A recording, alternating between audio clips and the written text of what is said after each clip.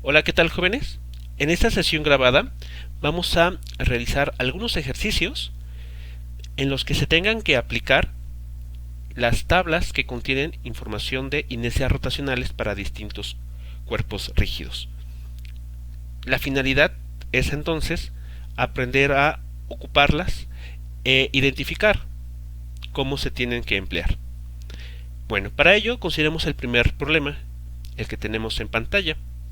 Aquí nos piden determinar el momento de inercia de una puerta de 19 kilogramos, de altura 2.5 metros y de ancho 1 metro, que además está articulada a lo largo de un lado.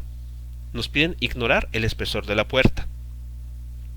Bueno, con estas características que el problema nos menciona, y también basándonos en nuestra experiencia, al observar estas tablas podemos identificar que el eje de rotación que mejor se ajusta a lo que sabemos que se ocupa para que una puerta en casa se pueda abrir y cerrar es el que aparece en esta figura. Como ven, el eje de rotación está a lo largo del lado más largo de esta placa rectangular. Y para este caso, la inercia rotacional de este objeto, de esta placa rectangular delgada, se calcula como 1/3 de la masa de la puerta por el cuadrado de su ancho, del lado A, que aquí aparece. Bien, pues tal cual, tomando en cuenta esta ecuación que hemos visto aquí, podemos calcular rápidamente el valor de la inercia rotacional para esa puerta. Entonces, tomando la ecuación de 1/3 de la masa por el ancho al cuadrado y sustituyendo los valores que aquí tenemos, encontramos que dicha inercia rotacional tiene el valor de 6.33 kilogramos por metro cuadrado. Bien, y eso sería todo en ese primer ejercicio. ¿Qué hubiese pasado si para esta puerta nos hubiesen dado un eje diferente? Por ejemplo, que nos hubiesen dicho que el eje de rotación no estuviese sobre uno de sus lados, sino que extrañamente se encontrara de esta manera, a una cierta distancia de uno de sus extremos.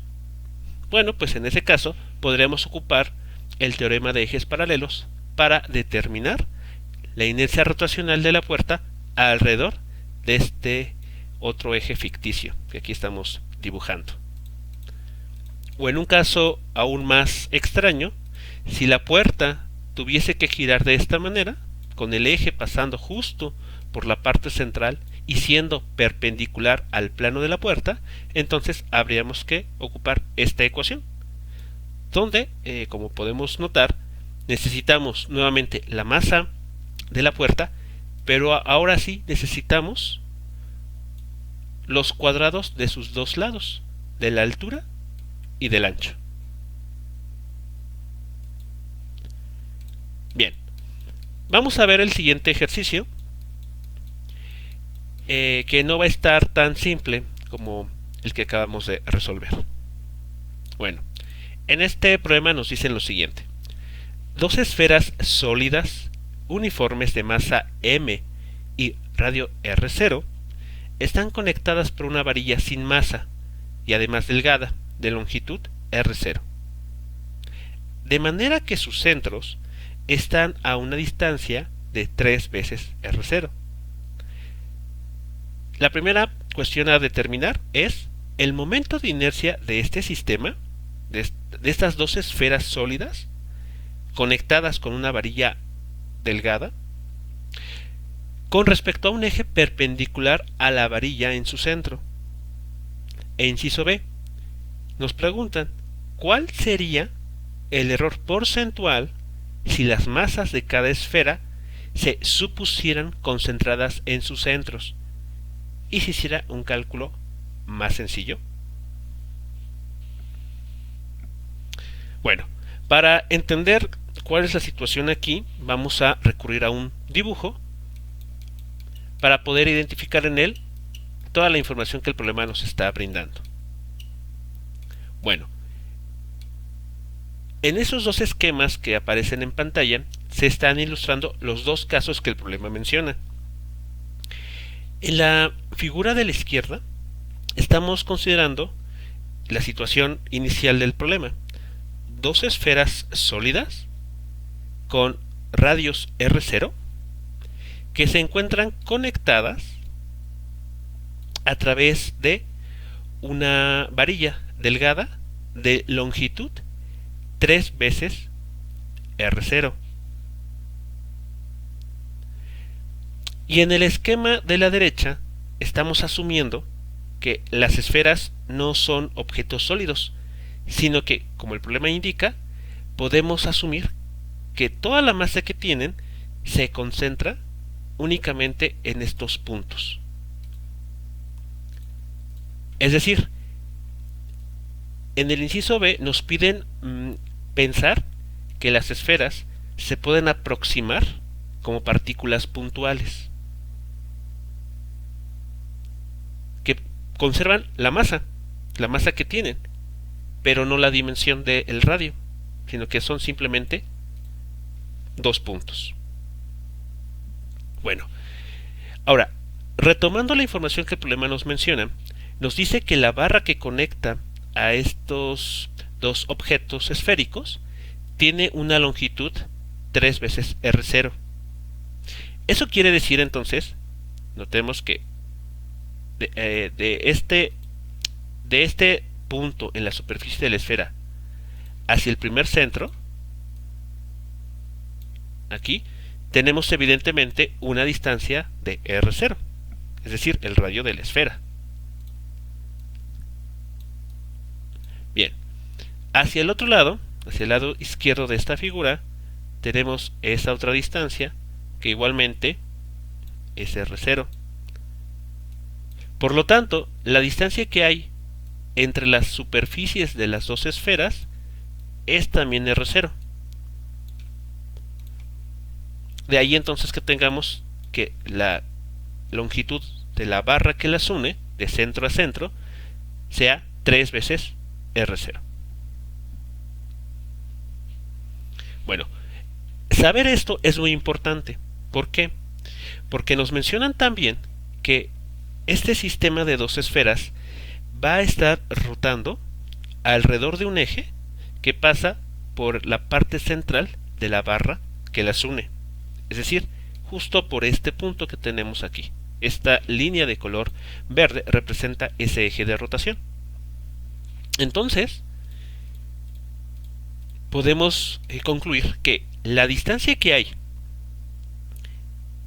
entre el eje de rotación y el centro de cada esfera es 3 medios de R0.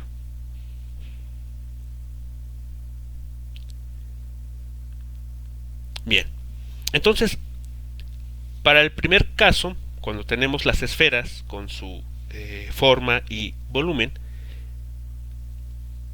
¿cómo podemos determinar la inercia rotacional? Bueno, para ello vamos a recurrir a las tablas.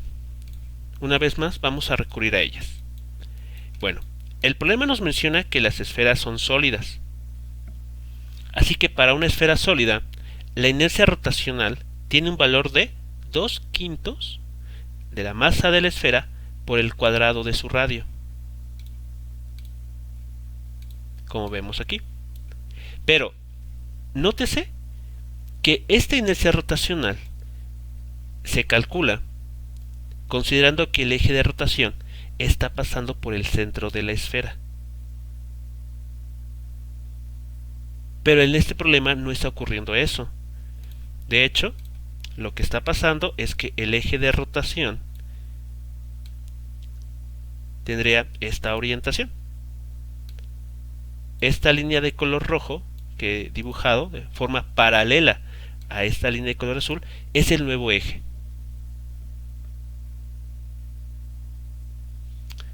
Ya conocemos la distancia que hay del centro de la esfera a este otro eje. Entonces, podemos ocupar el teorema de ejes paralelos para determinar la inercia rotacional de una de las esferas. Y esta inercia rotacional respecto a este nuevo eje. Bien, entonces, regresemos al problema y apliquemos el teorema de ejes paralelos a una de las esferas.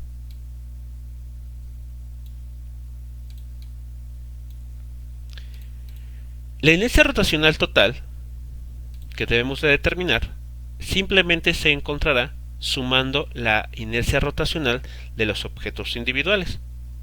En este caso, como son dos esferas similares, pues si encontramos la inercia rotacional de una de ellas, pues bastará con multiplicarlo por 2 para tener la inercia rotacional total de este conjunto de dos esferas. Bueno, entonces, para cada esfera tenemos el siguiente cálculo. La inercia rotacional alrededor de este eje de rotación de color verde se calcula tomando en cuenta, primero, la inercia rotacional de la esfera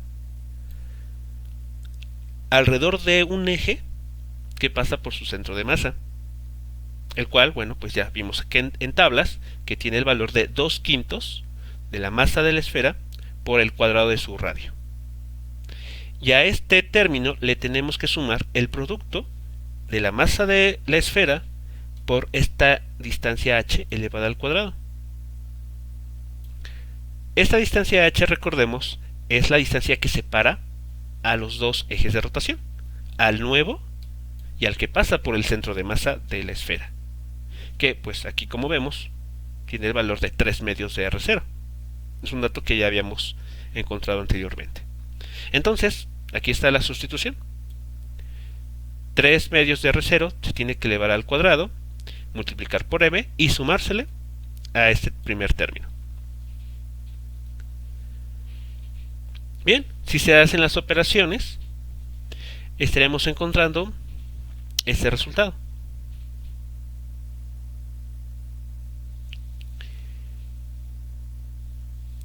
Este sería entonces el valor de la inercia rotacional de una de las esferas cuando el eje de rotación alrededor del cual va a estar girando se encuentra a una distancia de 3 medios de R0 de su centro.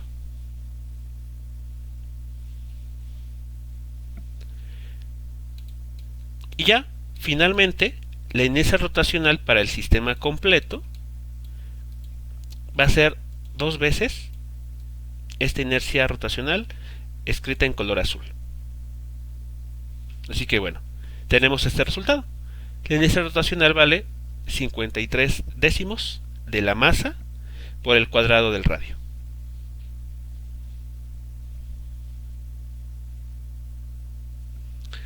Ahora, ¿qué pasa con el otro esquema? ¿Qué pasa cuando asumimos que estas esferas se pueden reemplazar por partículas puntuales que tienen el mismo valor de masa, pero a diferencia de las esferas no tienen radio, no tienen esa dimensión de volumen? Bueno, pues como vemos aquí, estas partículas van a colocarse también a una distancia de 3 medios de R0, puesto que aquí están los centros de estas esferas, tal y como el problema lo está pidiendo. Entonces, en este caso, la inercia rotacional para esas pequeñas esferas se calcula de esta manera. Asumiendo que se pueden comportar como partículas puntuales, la inercia rotacional de este sistema alternativo es igual a 2 veces, porque son dos partículas, la masa de cada una de ellas por el cuadrado de la distancia que las separa del eje de rotación. Nótese que esto es un sistema discreto, y en un sistema discreto nosotros habíamos visto que la inercia rotacional se calcula de esta manera: la masa de cada partícula por el cuadrado de la distancia que la separa al eje de rotación. Pues aquí es lo que se hizo. Como las dos partículas tienen la misma masa y están a la misma distancia del eje de rotación, pues la inercia rotacional total es 2 veces la inercia rotacional de una sola de ellas. Sustituyendo los datos, pues concluimos que esa es la inercia rotacional. 9 medios de la masa de cada partícula por el cuadrado de la distancia que la separa del eje de rotación. Como podemos notar, los resultados son muy distintos.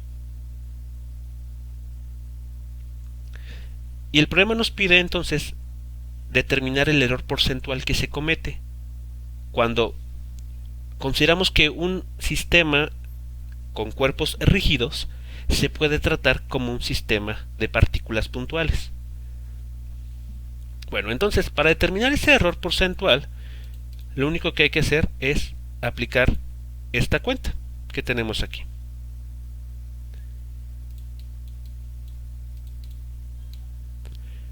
Esencialmente tenemos que tomar la inercia rotacional del sistema real, digámoslo, o sea, del sistema en el que tenemos a las esferas como tales, como objetos sólidos. Le restamos la inercia rotacional del sistema equivalente o del sistema simplificado, en el que las partículas sólidas se ven como partículas puntuales, y esto lo dividimos entre el valor real del sistema, es decir, la inercia rotacional del sistema visto o pensado como cuerpos rígidos.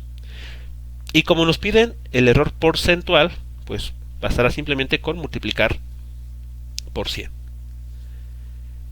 Bueno, sustituyendo los valores que encontramos hace unos momentos, tenemos esta operación. Como podemos notar, hay varios factores que se pueden factorizar y además reducir. Todos estos términos tienen en común el factor m por r0 al cuadrado. Así que haciendo hay algunas operaciones algebraicas bastante simples, se pueden simplificar las cuentas y al final obtenemos ese resultado. 15.09%. Ese es el precio, digámoslo así, a pagar cuando un sistema que tiene una determinada forma, una estructura definida, se visualiza como partículas puntuales. Claro, esta aproximación puede cambiar, o este valor va a cambiar de problema a problema. Aquí estamos tratando el caso de esferas. Pero bueno, ya nos podemos dar una idea de que cuando uno asume que un objeto, llámese una esfera, un cilindro, incluso un celular, una cuchara, u objetos de mayores dimensiones, como por ejemplo un automóvil, un avión, etc., los podemos analizar o estudiar como partículas puntuales. Entonces, bueno, cometemos un error al hacer esa aproximación. A veces ese error que se comete, pues vale la pena pagarlo si podemos nosotros reducir la dificultad de la situación para intentar analizar algún efecto, algún fenómeno físico de interés. Sin embargo, si ese fenómeno físico necesita tomar en cuenta la forma del objeto, entonces esta aproximación ya no es del todo válida, y entonces el precio a pagar o el error porcentual, pues sí se tiene que considerar. Si vale la pena en ese caso pensar si el buscar la simplicidad del problema merece la pena, dado algún porcentaje de error que se cometa.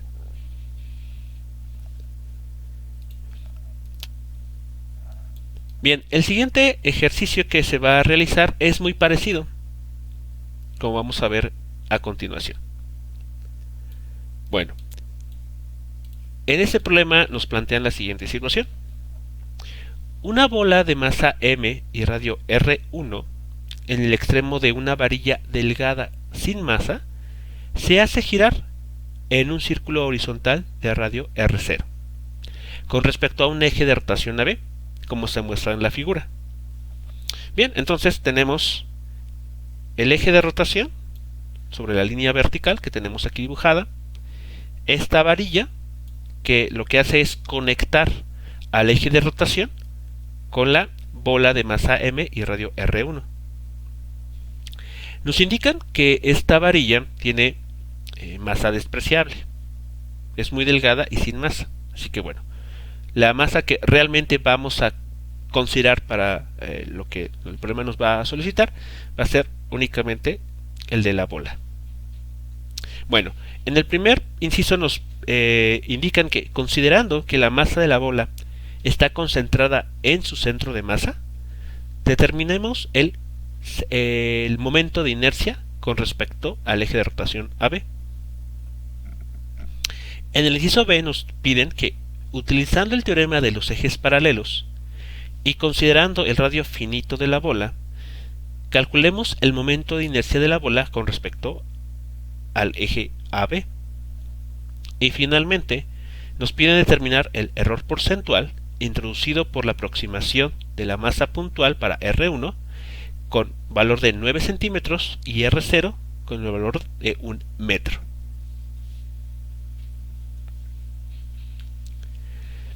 Bien, en el primer inciso lo que nos están pidiendo es asumir que esa bola de masa M y radio R1 se puede estudiar como una partícula puntual, justamente como ese punto de color rojo.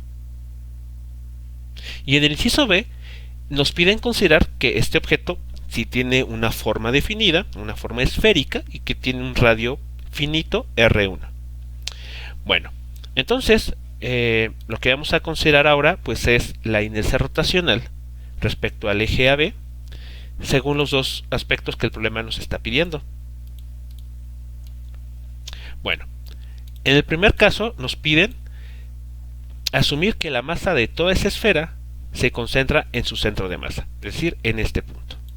Bueno, entonces en ese caso la inercia rotacional es simplemente la masa puntual por el cuadrado de la distancia que la separa al eje de rotación. Ahí no hay más que decir. Para una partícula puntual, así se calcula la inercia rotacional. Bueno, entonces ya tenemos el resultado para el primer inciso. Vamos a ver a continuación qué pasa con el segundo inciso, donde ahora sí tenemos que considerar el radio finito de esa esfera. Bueno, una vez más tenemos que aplicar el teorema de ejes paralelos.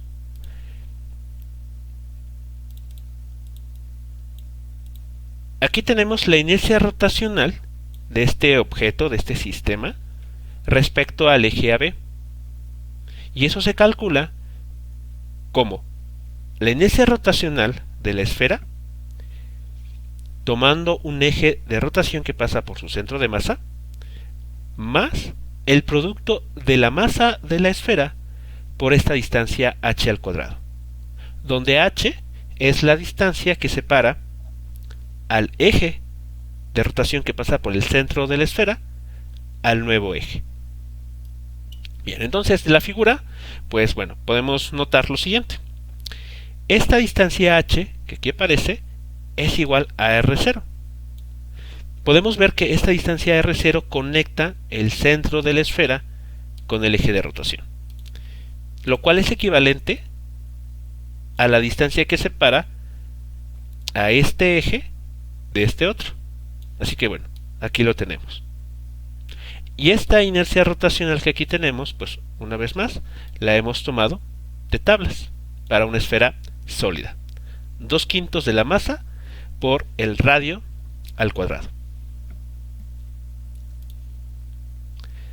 Bien, pues ya con esta información, lo siguiente que podemos hacer es determinar el error porcentual.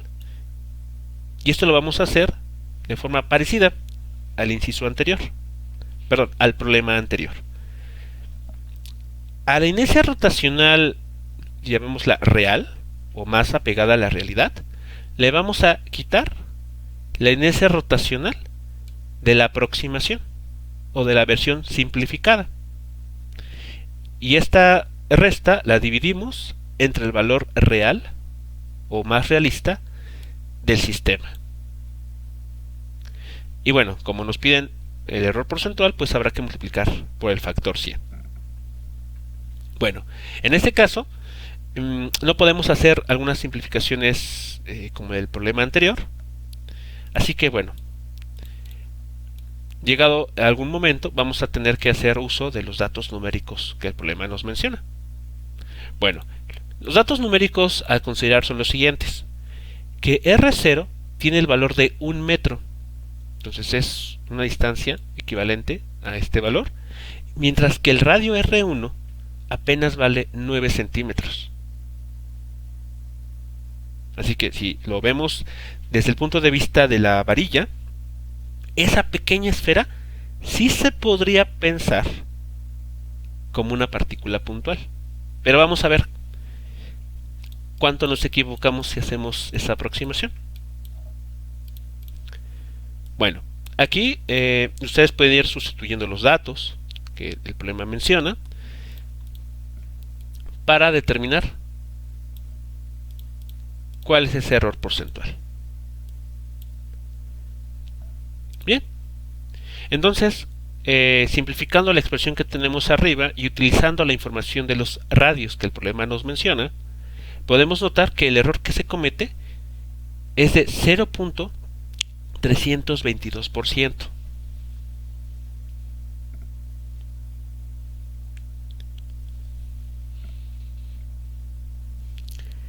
Si comparamos este resultado con el del problema anterior, en el que obtuvimos aproximadamente un error porcentual del 16%, vemos que aquí el error ni siquiera llega al 1%.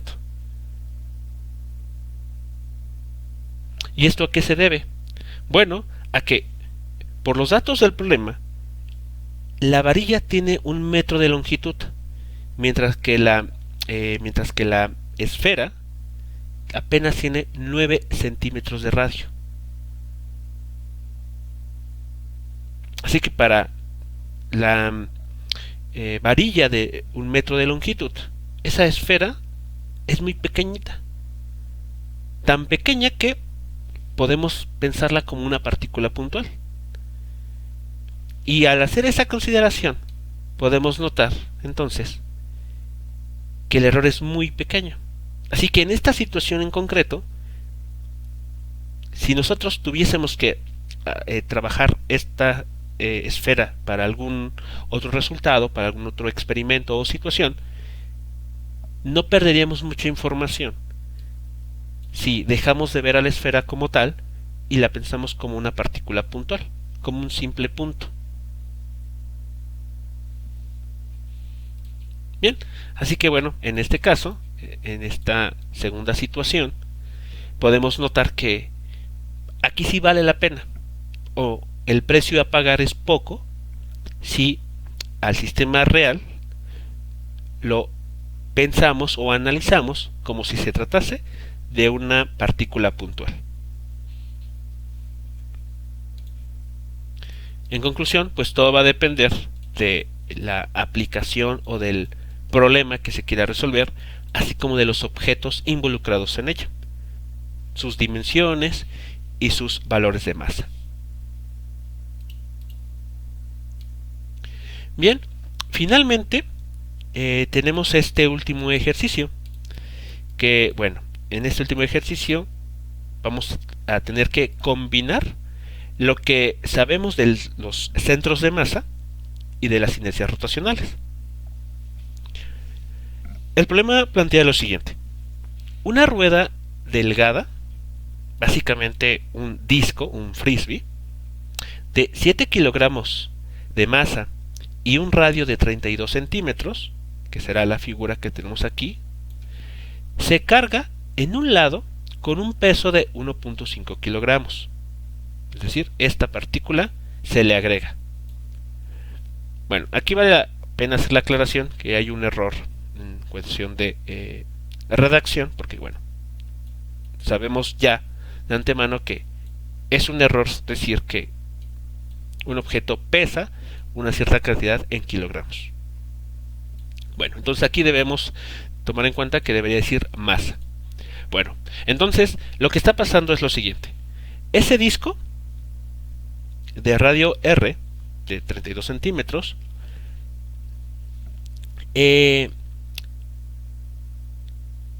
tiene pegado a él, adherido, digamos, esa pequeña masa, la cual se coloca a 22 centímetros del centro de la rueda. Es decir, esta R minúscula que aquí aparece es la distancia de 22 centímetros que el problema nos menciona. Nos piden calcular la posición del centro de masa de la rueda cargada, es decir, cuando al disco se le adhiere esta pequeña masa. Y el inciso B nos piden determinar el momento de inercia, nótese aquí, con respecto a un eje que pasa a través del centro de masa, ya del disco cargado, y además perpendicular a la cara del disco. Bueno, primero debemos de notar lo siguiente. Tenemos aquí una distribución discreta de materia, es decir, esta partícula, y una distribución continua de materia. Me refiero al disco. Este objeto, este disco cargado, podemos asumir que puede estar rotando alrededor de su centro, como tenemos aquí.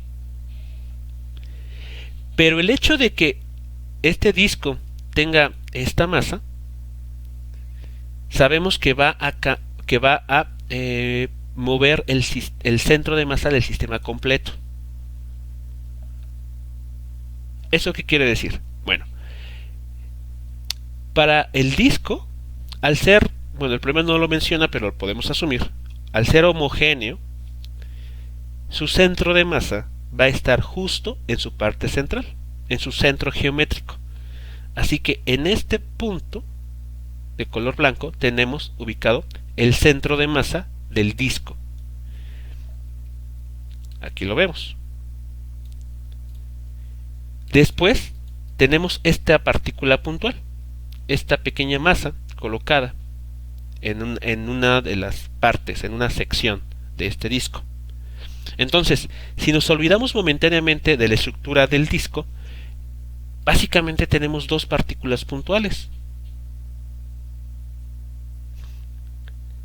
Este punto en color blanco que representa al disco como tal, y este punto, de color azul que representa la partícula que el problema menciona que se agrega al disco. Entonces, lo que podemos nosotros determinar es el nuevo centro de masa para el objeto completo. Disco más masa. Esta partícula puntual. Bien, entonces, la forma de hacerlo es considerando lo siguiente. Vamos a asumir que nuestro origen de coordenadas alrededor del eje, respecto al eje X, se va a ubicar justo en el centro del disco. Y entonces el centro de masa se va a determinar de la siguiente manera.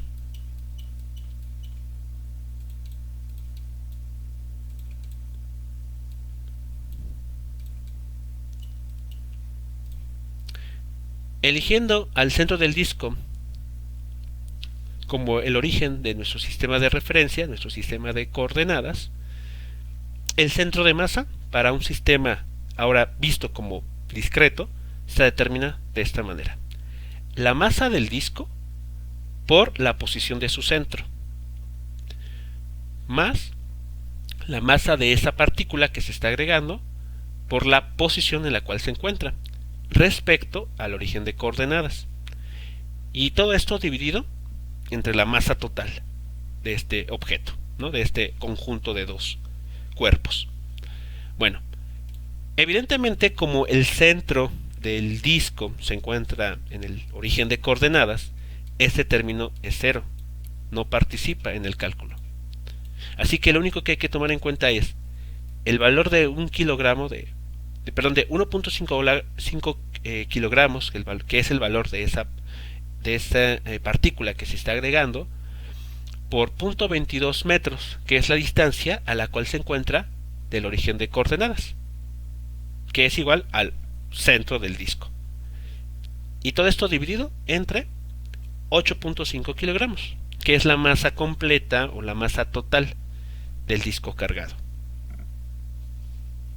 Bueno, aquí queda pendiente el valor. Los invito a que ustedes obtengan el valor numérico del centro de masa para el disco cargado. Bueno, suponiendo que ya hicieron el cálculo, que ya saben cuál es el valor del centro de masa, pasemos ahora a entender qué es lo que nos está pidiendo el inciso B.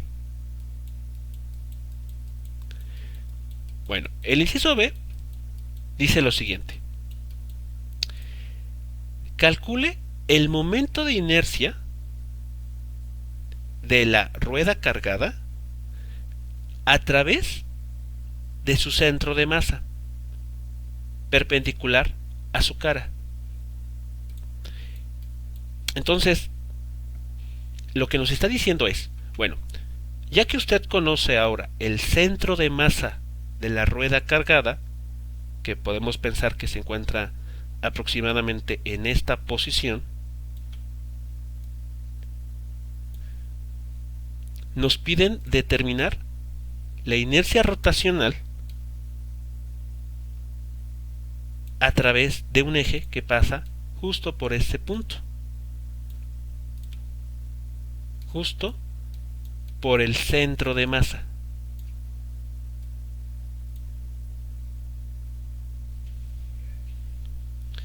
Eso es lo que nos están pidiendo entonces para el inciso B. Bien, entonces, ¿cómo vamos a determinar esto? ¿Cómo vamos a conocer el valor de esa inercia rotacional? Bueno, hay que tomar en cuenta lo siguiente. De tablas, nosotros conocemos la inercia rotacional del disco cuando éste gira alrededor de un eje que pasa por su centro. Resulta además que, como vimos en los ejemplos anteriores, que si queremos calcular la inercia rotacional de un sistema con varias partículas,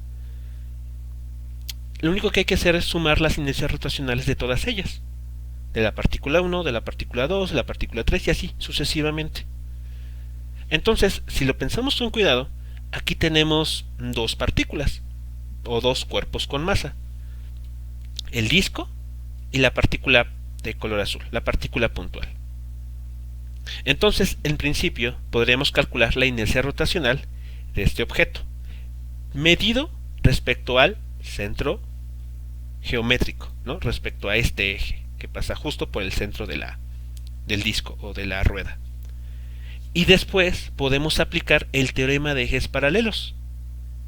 Ya que tenemos esa inercia rotacional, vemos que el nuevo eje que nos están pidiendo considerar es paralelo a este eje que pasa por el centro de la rueda. Así que bueno, implementando esta idea tenemos el siguiente cálculo.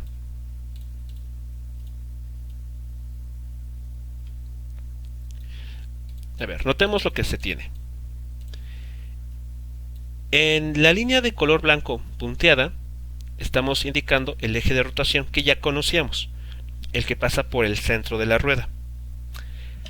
Alrededor de ese eje, la inercia rotacional de la rueda tiene el valor de 1/2 de la masa del disco o de la rueda por el cuadrado de su radio. Esta cantidad nosotros la demostramos, la obtuvimos en la sesión pasada, o incluso la podemos consultar en tablas, no hay problema con ello. Después, ¿qué término tenemos aquí? Bueno, ahora aquí es la inercia rotacional, lo que está en color azul, es la inercia rotacional de la partícula de color azul, pero medida respecto al nuevo eje. Recordemos que la distancia que el problema nos menciona, que aquí lo tenemos, de 22 centímetros, fue medida respecto al centro del disco. O bien, podemos también decir que respecto a este eje de color blanco. Pero ya no queremos más ese eje. El nuevo eje está más cerca de la partícula. Entonces, la distancia que existe entre esta partícula y el nuevo eje, esta distancia d, es simplemente la distancia que tenía anteriormente, o que habíamos medido anteriormente, respecto al otro eje, menos la posición del centro de masa, o la distancia al centro de masa, es decir, a este punto. Bien, y este último término que aquí aparece en medio, pues viene del teorema de los ejes paralelos. Aquí, como vemos, la distancia que hay entre el eje que pasa por el centro del disco y el nuevo eje, pues es justamente el valor del centro de masa elevado al cuadrado. Esa es la distancia que hay entre el origen de coordenadas y ese nuevo punto. Bien, pues lo siguiente es simplemente sustituir los datos que el problema nos menciona. Aquí tenemos la masa del disco, 7 kilogramos.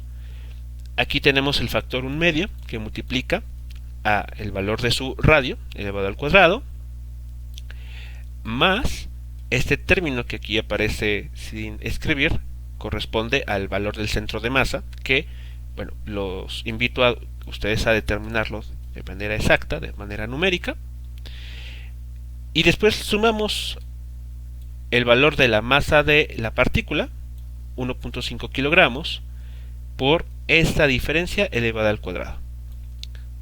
A 0.22 metros habrá que restarle la separación que hay ahora respecto a este nuevo punto, respecto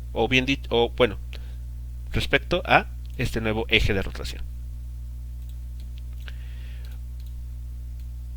Una vez que ustedes lo obtengan numéricamente, pues conocerán cuál es el valor de esa inercia rotacional nueva que se estará obteniendo al considerar que el nuevo eje de rotación tiene que pasar por el centro de masa, pero ya del disco cargado o de la rueda cargada.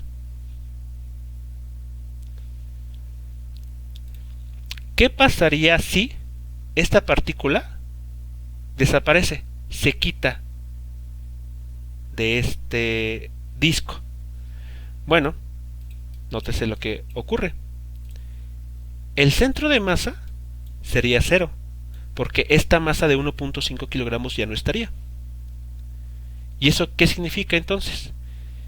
Que el eje de rotación lo podemos volver a considerar sobre el eje que pasa por el centro de masa de este disco, de este objeto. Aquí pueden ver que esta cantidad se hace 0. Y lo único que nos sobrevive es ese primer término, que es justamente la inercia rotacional de la rueda o del disco alrededor de un eje que pasa por su centro de masa.